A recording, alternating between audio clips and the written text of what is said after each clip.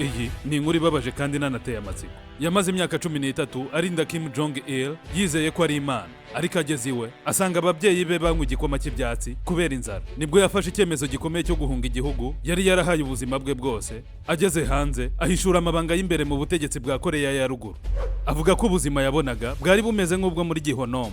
Iyi ni inkuru y'ubuzima bwa Lee Yong-chuk, wahoze arinda umutegetsi uruta abandi muri Koreya y'Amajyaruguru. Nyuma y'akazi katoroshye yamazemo imyaka 13, akaza guhembwa agafuka k'umuceri k'ibiro 23. Bisa n'ibitumvikana, ariko uku ni ukuri. Niki cyatumye umuntu wari umurinzi wizewe wa Kim ahinduka umuntu wahunze Koreya ya ruguru?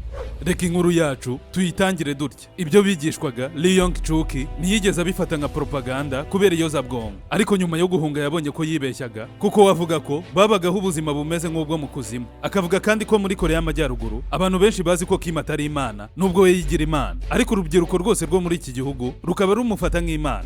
Lee Yong-chuk avuga ko yinjiye mu gisirikare afite imyaka 17, akakivamo afite imyaka 31. Ati iyo ushaka kujya mu barinda umutegetsi w'ikirenga wa Koreya y'Amajyaruguru, bagutoranya ufite imyaka 15, bakagutoza maze bakagucungira hafi imyaka 2 kugera ku myaka 3, bareba imitekerereze yawe, uko witwara n'amateka y'umuryango wawe, kandi bakagutoranya mu gihe uva mu muryango wizewe gusa.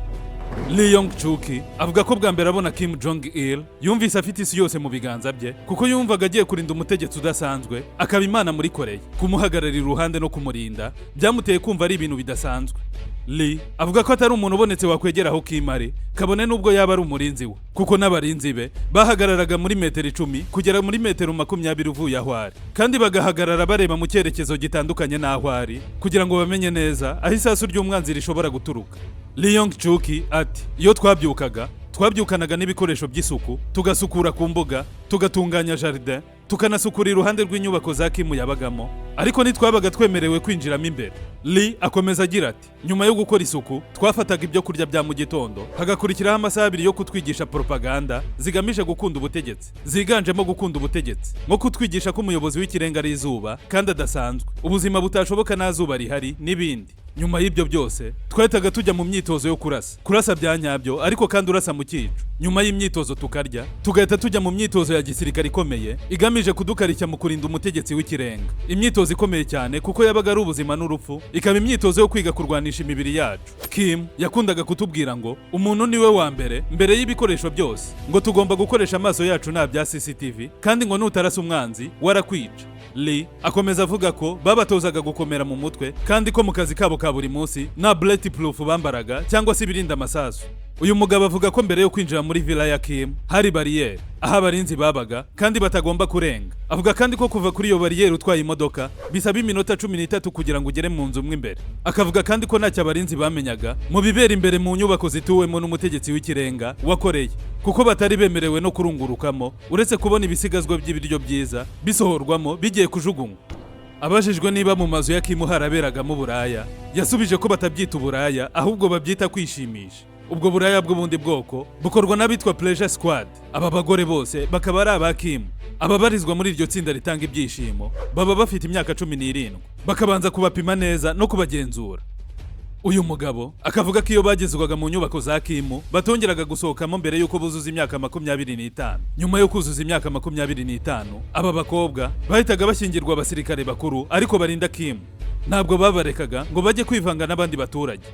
Uyu murinzi wahoze arinda Kim avuga ko iyo Kim yarebaga umugore akamukunda, uwo mugore yahitaga ahinduka umutungo we, kandi iyo yakujyanaga mu rugo rwe ngo ntago wabaga wemerewe gusohoka ngo ujye mu bandi baturage basanzwe. Lee ati abagore nta mahitamo baba bafite, bemera urwaje nyine. Uyu murinzi wa Kim avuga ko abarinzi ba Kim baba ari abantu be kandi batabarurwa mu mabarura aba muri Koreya ya ruguru. Umusirikare ugejeje imyaka 30 agomba guhita ashaka umugore. Aha rero bashyira amafoto ya babagore Kim yasambanyaga ku meza ariko yubitse. Ibi bikabera muri sale yitwa Central Parties Culture, maze abasirikare bakajya ku murongo ari 10, umwe akajya agenda agahitamo ifoto imwe, yabona umugore ari mwiza ubwo bagahita babana. Ariko mbere yo kubana babanza kumara nijoro rimwe. Iyo umusirikare atishimiye iryo joro bahita bamuha igihano cyo kumara umwaka atongeye kurongora undi mugore. Ibi bigakorwa ku basirikare bakuru baba bagiye gusigara mu gisirikare ubuzima bwabo bwose. Ntabwo bikorwa ku basirikare baba bagiye kurangiza inshingano zabo. Uyu murinzi wahoze arinda Kim Jong-il kandi bamubajije niba yarabonye umuryango wa Kim ukoresha ibiyayuramutwe. Asubiza ko abarinzi batari bemerewe kugeramo imbere mu buvumo bwa Kim ngo bamenye ibiberamo, ariko akavuga ko hari imodoka ziba zinyuranyuranamo hagati ya saa 8 na saa 9 z'ijoro kandi bikaba buri munsi. Abarinzi rero ngo batekerezaga ko generale yabaga ari mu kazi kagoranye kandi kenshi. Ati ariko nsubije amaso inyuma mbona ari ibiyayuramutwe babaga barimo kwinjiza ayo masaha. Ati ukurikije ukuntu Kim Jong-il yari ameze kandi arwaye n'ukuntu yacumbagiraga kandi ataravunitse, ibi byose byaba bigaragaza ko yakoreshaga ibiyobyabwenge byinshi kandi bavuga ko aribyo byamwishe agapfa hakiri kare. Uyu murinzi kandi avuga ko muri Koreya ya ruguru bahinga ibiyobyabwenge byinshi bikanatunganyirizwayo, harimo opium na marijuana. Jong-il kuvuga ibi akaba yarabaye umurinzi wa Kim imyaka 13 yose. Uyu murinzi wa Kim avuga ko hari byiza byo kurinda Kim nko kugira icyubahiro n'agaciro, ariko hakaba n'ibibi byo kuyoborwa n'umunyagitugu kabombo. Ati ibyo nabisobanukiwe neza nakiri mu kazi nangiye kwibeshaho nibaza ukuntu nizeye ko Kim ari Imana. Akomeza avuga ko umurinzi wa Kim nta mafaranga ahabwa kandi niba babazi neza uko sosiyete yo hanze ibayeho. Nyuma yo gusezererwa yahawe amafaranga make. Nyuma yo kumara imyaka 13 yose akorera Kim yaje guhabwa amafaranga aguze ibiro 23 by'umuceri. Ibi birasa nkaho bitumvikana neza, ariko abarinzi ba Kim ntabwo babaga bateganya guhembwa ngo we yumvise bihagije nyine, kuko babaga bazi neza ko nta mafaranga bazahabwa. Jong-il akomeza avuga ko ashaka ko isi yose imenya neza ko abanyagitugu bakibaho koko, kushobora gukora neza igihe kirekire ariko mu bihe biri imbere ugahembwa urusenda. Abazwa niba adafite ubwoba ko nihagira ubona amakuru atanze cyangwa se aya makuru akaba yagera kuri Kim bitazateza umuryango w'ibibazo, yasubije ko ibyo byose abyiteguye kandi ko agomba kuvugira abaturage badafite kivugira bo muri Koreya y'Amajyaruguru. Akomeza avuga ko adashobora gusubira muri Koreya ngo nibijya binamuza mu bitekerezo. Ati ntabwo mbitekereza ibyo byo gusubira ku butaka bubitse amaraso y'abasekuruza banjye mu gihe Kim cyangwa se abagize umuryango we bakiri ku butegetsi. Abajijwe niba abona ko umuryango wa Kim uzava ku butegetsi, nawe yarasubije ati biragoye kubyumva, ariko abakimu bari mu gisekuru cya gatatu cy'ubutegetsi bwabo kandi twizeye ko mu gisekuru cya kane ibintu bishobora guhinduka kuko abanyakoreya barambiwe kubaho mu bucakara. Avuga ko ibyo bikunze yasubira mu gihugu cye agasuhuza abavandimwe n'ababyeyi kandi akababwira ibyo yabonye bitandukanye mu isi bo batazi. Jong-il akomeza avuga ko Kim Jong-il igihe apfa yari hafi aho kandi yari yiteze ko ibintu bigiye guhinduka, ariko birangira ahunze afatwa nk'ikigomeke. Ati twari twiteze ko ibintu bigiye guhinduka tukabaho neza hakabaho impinduka, ariko siko byagenze. Kim Jong-il yapfuye ku itariki 17 Ukuboza muri 2011.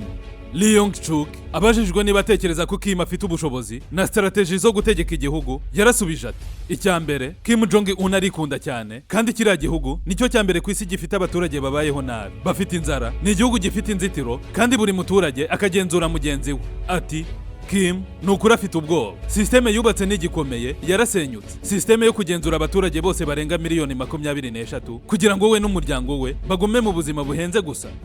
Umunyamakuru ati ese niki wabwira Kim? Namubwira kureka abaturage bakabaho neza uko bashaka kandi bakarya neza bakabaho neza. Uyu mugabo avuga ko byibura abaturage 5% aribo babayeho neza muri iki gihugu, mu gihe abasigaye bose barya umuceri gusa ntihagire n'inete n'imwe basigaza ku isahani. Jong-il avuga ko ahantu hitwa Wonsan Villa ariho Kim n'umuryango we babaga, ni hafi y'inyanja, ariko yagiraga n'ahandi hari inyubako 10 zitandukanye yajyaga kurira ubuzima hamwe n'abakobwa batandukanye, aho hakitwa Jangsan Villa. Uyu mugabo avuga ko muri Jangsan Villa hafite inzira y'ibanga Kim yacamo igihe ibintu byaba bikomeye akinjira mu Bushinwa. Aha Jangsan Villa niho hafatwa nkaho hari ibiro bikuru abakimu bakunda gukoresha cyane. Abajijwe icyamuteye guhunga igihugu cye, yarasubije ati nagusubiza mu magambo make. Ati kuva nkoze imyaka 13 mwirukanwa nagera mu rugo nkabura icyo kurya hamwe n'ababyeyi banjye bari bafite imyaka 70, nkabona bo banywa igikoma cy'ibyatsi, nahise mbona neza ko ari amakosa y'ubutegetsi kandi umugore wanjye akaba yarapfuye nyuma y'imyaka mike dukoze ubukwe. Nahise numva neza ko muri Koreya ya ruguru atari ahantu hizewe ho kuba. Nahise shaka uburyo navugana n'inshuti yanjye iri mu Bushinwa, byaneye gushaka uko nahunga. Nyuma yo gufata amakuru yose nari nkuye ku muntu nizeye uri mu Bushinwa. Nahunze ciye ku ruhande rw'Ubushinwa ca mu mazi akonje cyane ho mu mugezi wa Amnok. Ati umugezi wa Amnok urawuzi? Ni umugezi ufite amazi akonje cyane yenda gusatira ku burubura. Mu gihe nagendaga numvise umuntu urasa akavuga ati wakigendaro we hagarara, ariko nanze guhagarara kuko niyo yari kurasa mu cyerekezo nari ndimo byari gufatwa nko kugaba igitero ku Bushinwa. Yakomeje kurasa nera ubwoba abonye nkomeje kugenda, arambwira ati mugende muzaryoherwe n'ubuzima. nanjye nakomeje kugenda n'ubwoba bwinshi mu mazi akonje cyane, nibaza ukuntu munzi igihugu cyanjye kandi nakoreye imyaka myinshi. Numvise amarira menshi anje mu maso nk'imvura, sinitaga ku masasu, nakomeje kugenda nuko ngera mu Bushinwa. Lee avuga ko umuryango w'abakimu ari abantu barakara cyane, ati ushobora kubabona mu kanya gato barakaye, mu kandi kanya ukabona barishimye. Ati ni abantu bashobora kukugirira neza ariko nanone bakaguhana bihanukiriye mu gihe bagufatiye mu ikosa. Akomeza avuga kandi ko yabonye Kim Jong-il ari umwana, akamubona akura, akavuga ko ari umwana wari ufite imyitwarire itandukanye, ukunda kurakara kandi w'umunyamahane cyane, ariko ibyo ngo bigaterwa n'ahantu yarerewe. Uyu mugabo kandi avuga ko abakimu ari abantu batinyitse byo ku rwego rwo hejuru, kuko abaturage benshi ba Koreya harimo n'abategetsi n'abasirikare bakomeye bataba bifuza kwegerana n'abakimu. Ati ni abantu wegera wabakorera ikosa bakaguhinduka nk'igicu, bakaba bakugirira nabi byo ku rwego rwo hejuru. Lee Yong-chuk avuga ko yavuye mu Bushinwa agahita yerekeza muri Koreya y'Epfo, aho yatunguwe no kubona abaturage bo muri Koreya y'Epfo bigaragambya. Nabyumve neza, atubikoze mu majyaruguru ni ukukurasa bakakwica nta kindi. Ikindi cyamutunguye ni ukubona abakobwa bambara imyenda migufi. Kurya ibiryo byo muri Koreya y'Epfo nabyo byaramugoye cyane, kuko ari ubwa mbere yarabibonye. Lee Yong-chuk kandi yagowe no kuvuga ururimi rwo muri Koreya, kuko abamwumva bumva avuga ikinyakoreya cya kera kumvikana bikagorana. Ati kandi natunguwe no kumva muri Koreya y'Epfo bavuga icyongereza cyinshi, uba wumva bavuga icyongereza. Lee Yong-chuk avuga ko akumbuye ababyeyi be cyane nyuma yo kumara imyaka 10 batabonana. Asoza agira ati icyo nabwira abantu ni uko ubwigenge atari ubuntu ahubwo buraharanirwa. Ubu mbayeho neza aha muri Koreya y'Epfo. Lee akaba abana n'umwana we umwe w'umuhungu. Nimukibagirwe kugaruka kutwumva, mukande kuri subscribe abatarabikora kugira ngo ibiganiro byacu bizaze bibageraho ku buryo bwihuse, kandi mwibuke kudukurikirana ku mbuga nkoranyambaga zacu nka Facebook, TikTok, Instagram ndetse na X. Hose dukoresha Hunter Park. Munasure website yacu isheja.com.